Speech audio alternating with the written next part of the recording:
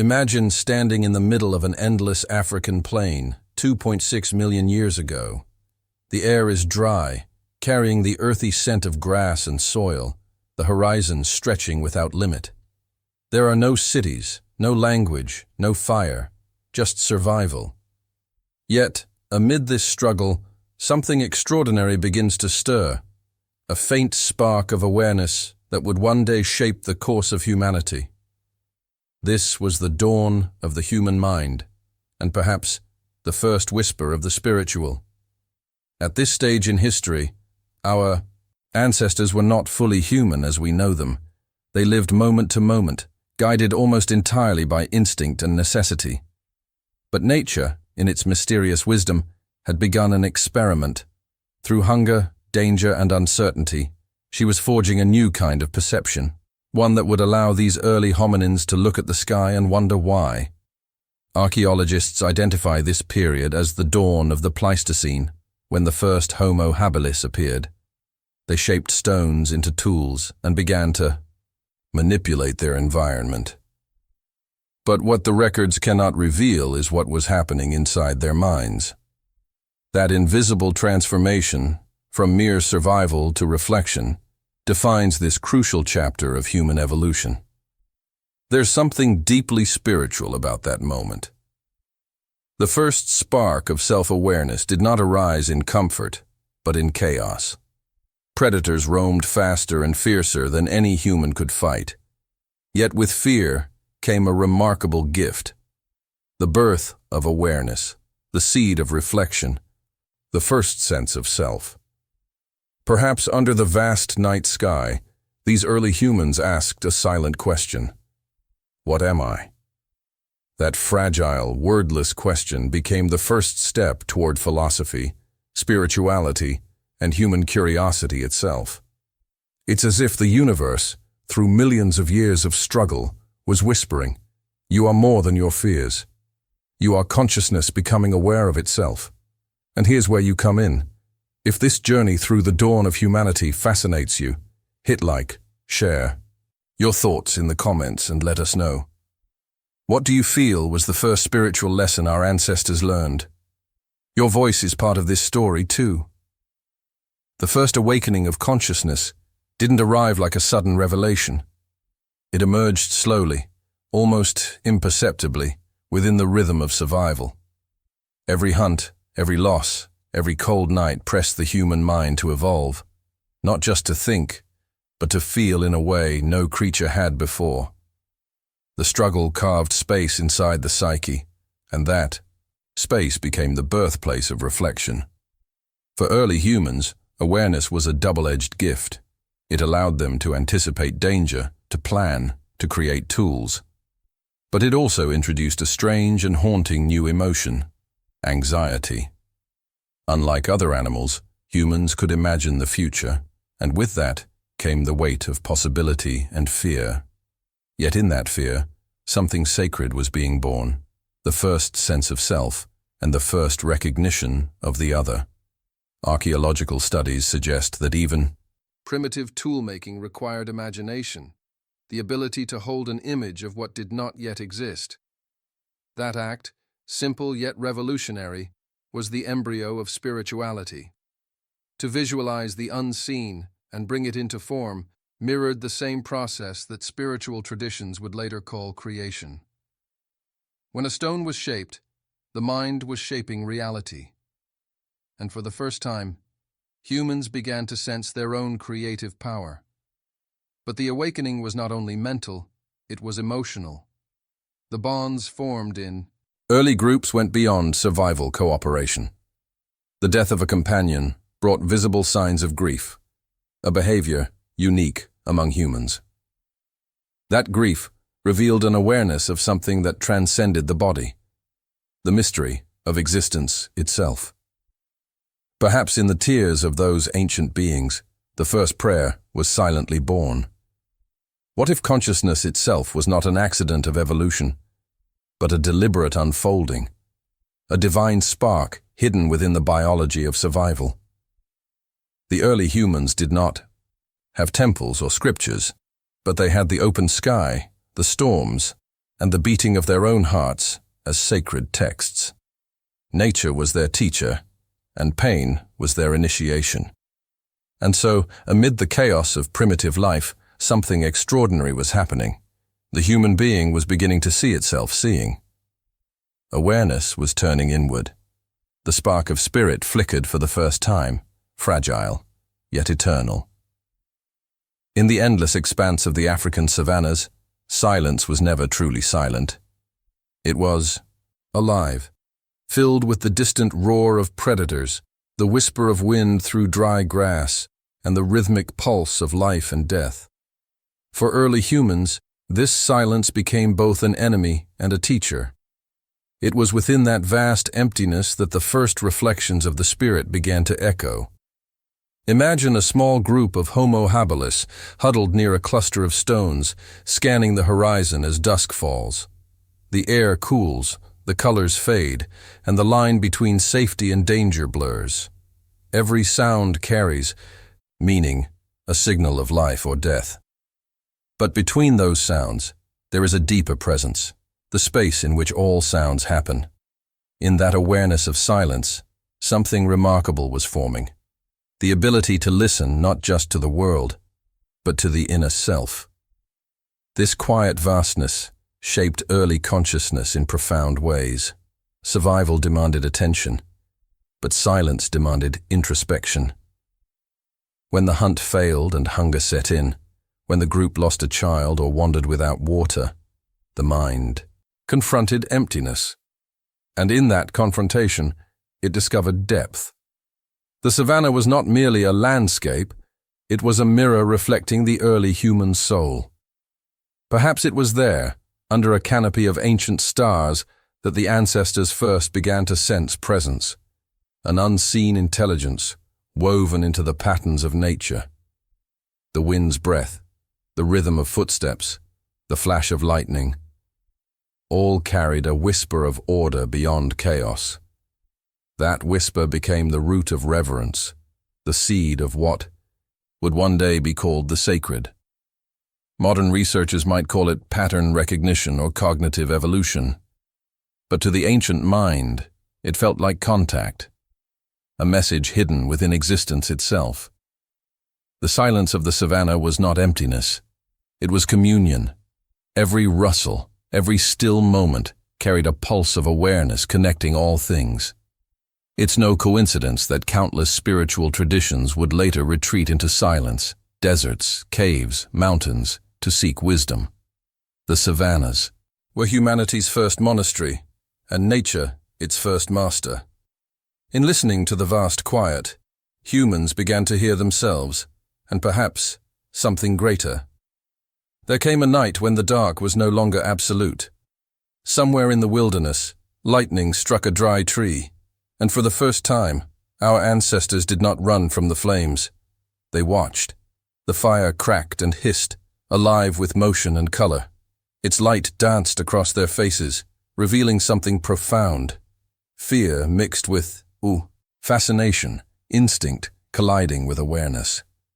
In that glowing circle, a new kind of understanding was born. The discovery of fire is often told as a story of survival, warmth, protection, cooking. But on a deeper level, it marked the first conscious relationship between humans and a force of nature that could both create and destroy.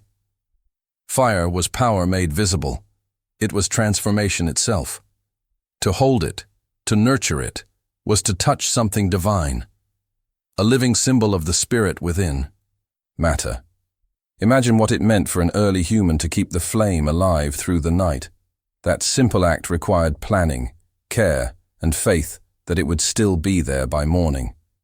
Fire demanded responsibility, and in return, it offered light, both literal and spiritual. Around those first fires, language began to form. Faces glowed in the flickering light, as gestures turned into meaning, and meaning turned into memory. The fire did more than warm the body. It illuminated the mind. In the eye, hypnotic movement of the flames. The early humans may have seen something that mirrored their own awakening consciousness. Energy that could not be touched, only experienced. It was pure transformation, the visible breath of life itself. The instinct to survive was slowly merging with the instinct to understand. The physical and the spiritual began to intertwine. Fire also reshaped the rhythm of time. Night was no longer the end of activity, but the beginning of contemplation. As shadows danced, on cave walls, imagination took its first steps toward myth. The flame became a storyteller, its shapes whispering of spirits, ancestors, and unseen worlds. For the first time, humanity could gather, share, and dream together. Perhaps that is why nearly every ancient culture revered fire as sacred. From the hearths of early tribes to the eternal flames of temples, it remained a symbol of life's mystery, fragile, yet eternal. Fire was not just an element, it was a message. You can shape the world, but only if you learn to shape yourself. Long before words were born, communication was a dance of instinct. Every gesture, glance, and sound carried meaning, not through logic, but through resonance. The early humans didn't speak in structured language. They spoke in energy, in movement, in the primal rhythm of life itself. Within these raw expressions, the first spiritual messages began to emerge, hidden inside survival's most basic code. When a mother comforted her child after a storm, when a hunter signaled danger with a low hum, when the group gathered around fire and mimicked the cries of animals, something beyond instinct was taking form. These were not just reactions, they were beginnings of intention. The instinct to survive was slowly evolving into the instinct to connect. Each sound, each gesture carried emotion, and emotion became meaning. This was the birth of human vibration, the soul speaking through the body. Anthropologists believed that these primitive forms of expression laid the foundation for language. But perhaps they were more than that. In every tone of voice, in every shared heartbeat, early humans were learning that connection itself was sacred. Sound was not just noise, it was a bridge between worlds, to call, to comfort, to sing. These were acts of creation. The voice became the first tool of transcendence. Imagine the first chants echoing through a valley, rhythmic sounds that served no practical purpose, yet stirred something deep within. These early vibrations may have been humanity's first prayers, not requests to gods, but expressions of awe, fear, and gratitude toward existence itself. Before religion, there was resonance. Before belief, there was vibration. Even today, across cultures and millennia, sacred sound remains the universal language of spirit. From tribal drums to Gregorian chants to meditation mantras. It all began with those primal utterances born in the heart of survival. Our ancestors didn't know they were creating spirituality. They were simply responding to life with emotion so pure that it touched something infinite. Those first sounds and gestures were messages, not just between individuals, but between the human and the unseen. Through instinct, they discovered expression.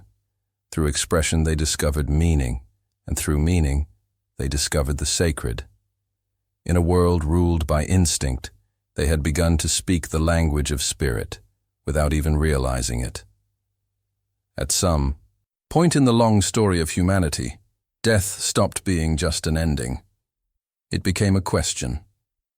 The sight of a lifeless companion, once simply another event in nature, began to stir something different in the human heart. Wonder. Why did the warmth fade? Where did the spark go? In that mystery, the sacred was born. Archaeological evidence from sites like Oldowan Gorge and Atapuerca shows that even our early ancestors, hundreds of thousands of years before modern humans, treated the dead with unusual care. Bodies were placed in specific positions, sometimes covered with red ochre or surrounded by simple objects. To the scientific eye, these were the first burials, but to the spiritual eye, they were the first rituals. Acts that declared, there is more than what we see. This moment marked a profound transformation in consciousness. The human being, once guided purely by instinct, now stood before the great unknown and felt reverence. The idea that something continued beyond death, that life had an invisible counterpart, opened a new dimension of awareness. The sacred was not invented, it was discovered in the silence that follows loss. To bury the dead was to confront mortality, but also to defy it. Each burial was a whisper of hope, a statement that the bond between living and departed did not end with the final breath. The sacred, in its first form, was not about gods or temples. It was about remembrance. It was the realization that love, meaning, and presence could exist beyond the visible world. Around those early graves, the tribe gathered not only in sorrow but in awe. They sensed that life and death were two sides of one great mystery. The earth that swallowed the body also nurtured new life. The cycle itself was divine. In that circular understanding, humans began to feel connected to something eternal, a rhythm larger than themselves. The sacred, then, was not outside of them. It was within the pulse of their existence, woven into every act of care, every moment of loss, every spark of gratitude. The awareness of death awakened the awareness of soul, and from that awakening, the spiritual journey of humankind truly began. At first glance, the stone tools of our ancestors seem simple, crude weapons and implements carved out of necessity. But look deeper, and you'll find something extraordinary: intention. Each strike of stone against stone was more than a mechanical act. It was an act of creation. And within that act, the first echoes of the spiritual mind can still be heard. Imagine an early human sitting alone, holding a piece of flint in one hand and a hammerstone in the other. The world around is harsh, unpredictable, and raw. Yet in this moment of focus, something profound happens. The mind envisions a shape that does not yet exist, a cutting edge, a form hidden within the rock.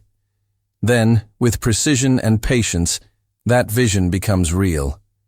This was not just survival, it was manifestation. The first tools were functional. Yes, but they also carried meaning. To shape the world was to declare, I can transform reality. This realization changed everything. Each crafted stone symbolized control over chaos, a dialogue between the human mind and nature's raw matter. In that dialogue, a relationship with the unseen was forming. Creation itself was becoming sacred. Over time, these tools evolved in symmetry and beauty, far beyond what was strictly necessary. Some hand axes were polished to perfection, their shapes elegant, almost ceremonial. Why spend hours crafting something more refined than required to cut meat or wood? Perhaps because deep inside, the maker felt that beauty had power. That form itself was an offering. These stones were early expressions of the spiritual impulse to give meaning to matter. Anthropologists may describe this as the dawn of symbolic thought, but from a spiritual lens, it was the awakening of purpose. The tool became a mirror of its creator, a reflection of the inner fire that sought to shape not only the world, but the self. In the rhythm of striking stone, the ancestors were not just working, they were meditating. Each spark that flew into the air was a flicker of consciousness taking form. Even today, when we build, create, or imagine, we echo that ancient impulse. The desire to shape, to design, to bring the invisible into the visible, it all began there, in the hands of beings who had just begun to dream. The first tools were not merely instruments of survival. They were sacred extensions of the soul, carrying within them the earliest human prayer: let there be purpose in what I do. Pain has always been one of humanity's oldest companions. It stalked our ancestors across the plains, through hunger, injury, loss, and failure. But as consciousness deepened, pain began to reveal itself as something more than suffering. It became a teacher. In the harsh classroom of existence, it whispered lessons that would shape the spiritual evolution of humankind. For early humans, pain was unavoidable. A single mistake during the hunt could mean death. A wound could fester. A drought could erase an entire tribe. Yet within this endless struggle, something remarkable was happening. Awareness was growing through adversity. Each hardship carved resilience into the human spirit, and each moment of endurance forged meaning from chaos.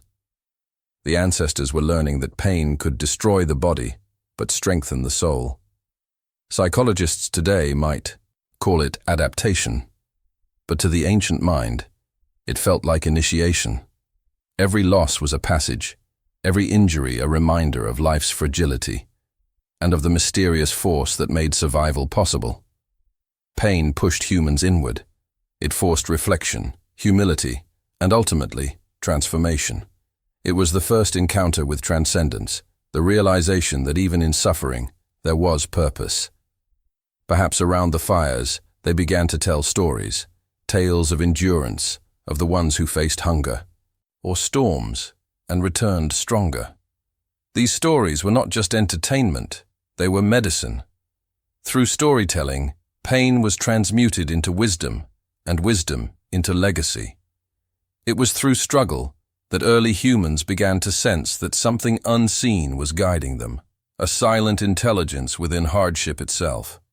In every era that followed, this spiritual truth persisted. Ancient shamans sought visions through fasting and isolation. Warriors underwent rituals of pain to prove their worth. Monks and mystics meditated through discomfort to transcend the ego. From the savannas to the temples, the message remained the same. Pain is not punishment. It is purification. Our ancestors discovered that the deepest growth comes not from comfort, but from confrontation with limitation. Pain was the sculptor of consciousness, chiseling away ignorance until awareness began to shine through. What began as survival evolved into surrender, a sacred acceptance that every wound carries wisdom and every hardship, a hidden gift. Through pain, humanity learned one of its first and greatest spiritual truths, that light is not found by avoiding darkness, but by walking through it.